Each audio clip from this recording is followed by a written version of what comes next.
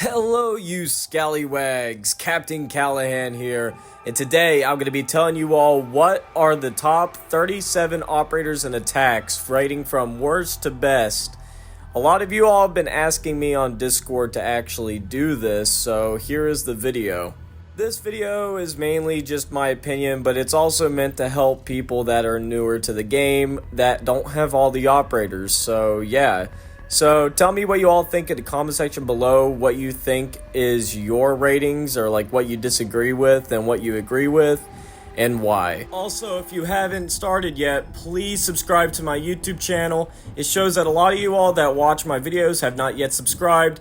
It's free, and it helps a lot if you do, so please subscribe to the YouTube channel. And if you want to be a part of any future Rainbow Six Siege tournaments, we hold them in the Discord. If you want to join the Discord, it is in the description below.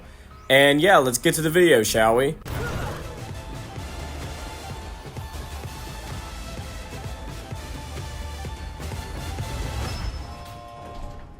It honestly shouldn't be much of a surprise for Sense to be number 37.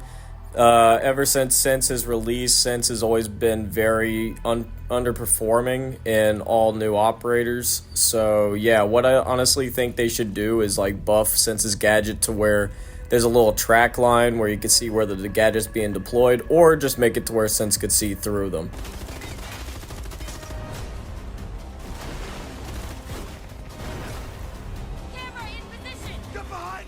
Blackbeard is another operator that a lot of people don't like. Ubisoft has always had issues with buffing and nerfing Blackbeard. Right now, Blackbeard is very much underperforming, but if you buff him, then he's just really good, or too powerful, or too annoying to go against. So yeah, other than that, like, his weapons are pretty bad, and yeah, that's pretty much all for I have to say for Blackbeard. So yeah, he's getting his buff soon, or his rework soon, so hopefully it's better than what we got now.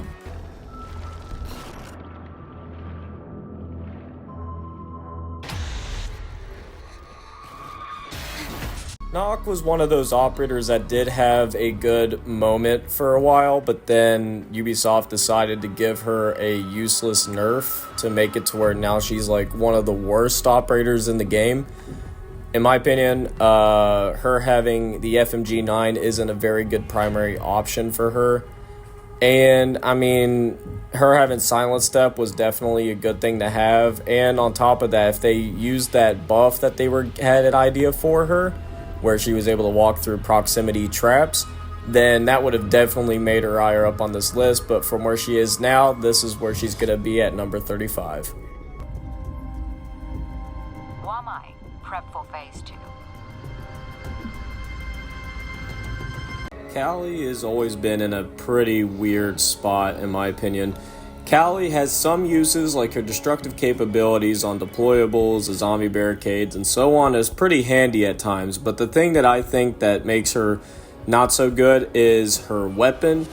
And on top of that, her ability just not being the best option for breaching walls, because it destroys the teammate's utility, as well as that's loud and slow. So that's why I'm putting Callie at number 34.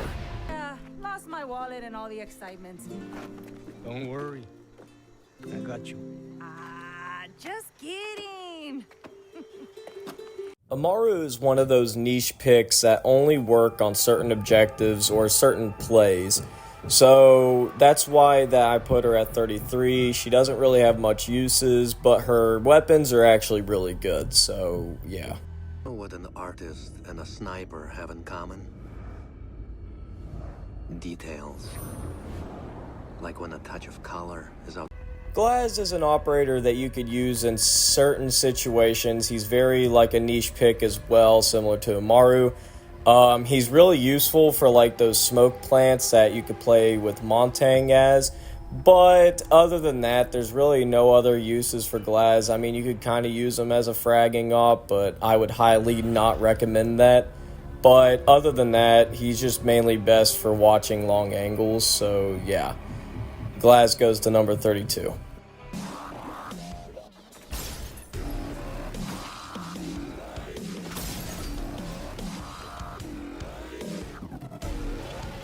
I think some people are going to disagree with me on this, but I think Blitz is number 31 because, you know, both him and Montang did get the shield reworks, and I think Montang is just a better shield operator out of the two.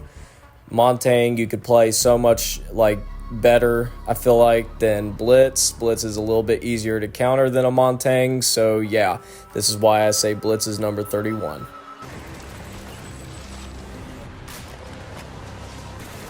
Try not to disappoint me, soldier. Damos being the new operator, a lot of people still don't really know how to use him. In my opinion, I honestly don't think he's a terrible op, but I definitely would pick other ops over him. His weapons his like loadout is okay, and his ability could be a little bit better, so that's why I'm putting him at number 30. There is no angle we can't cover. We are Rainbow. Reporting for duty. I know that people are probably going to disagree with this and also Damos, but that's just my opinion. I think that Striker is just an alright operator overall. I mean, their best strength is definitely towards solo queuing, but other than that, that's really all that's like really good for Striker. I mean, their weapons at least pretty good too, so that's a plus for them.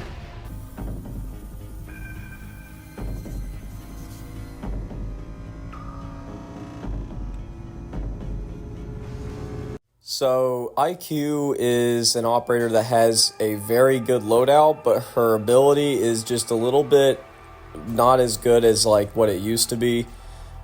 She still has her uses, but nowadays like a lot of people don't really use the utility meta or the intel meta like it used to be. So yeah, IQ is going to number 28.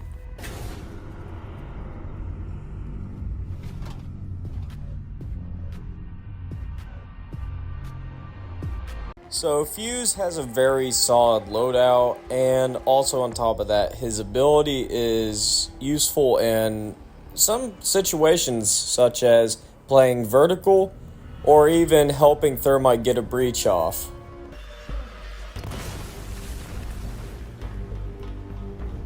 That's where I come in. Flores is a pretty solid operator. His weapons are pretty decent. On top of that, his ability is really good.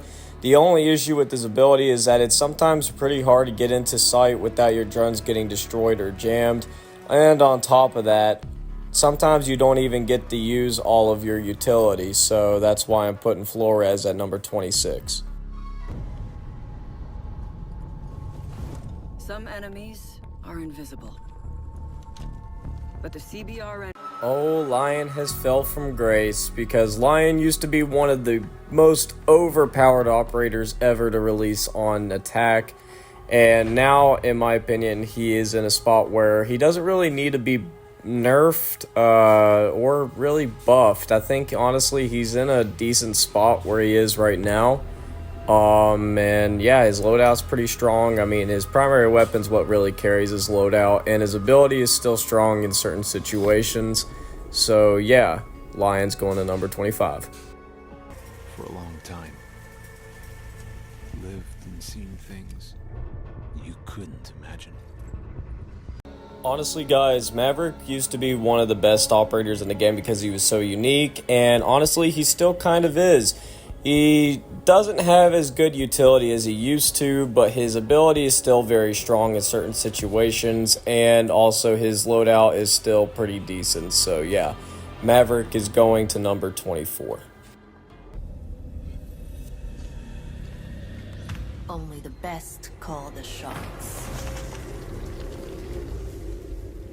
Zophia was an operator that also fell from grace, which when she released, she used to be very, very good and one of the best attackers in the game.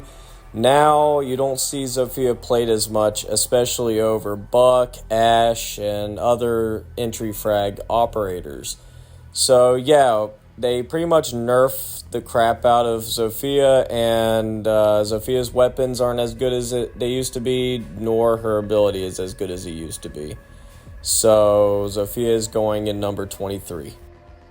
And the promising light of new horizons.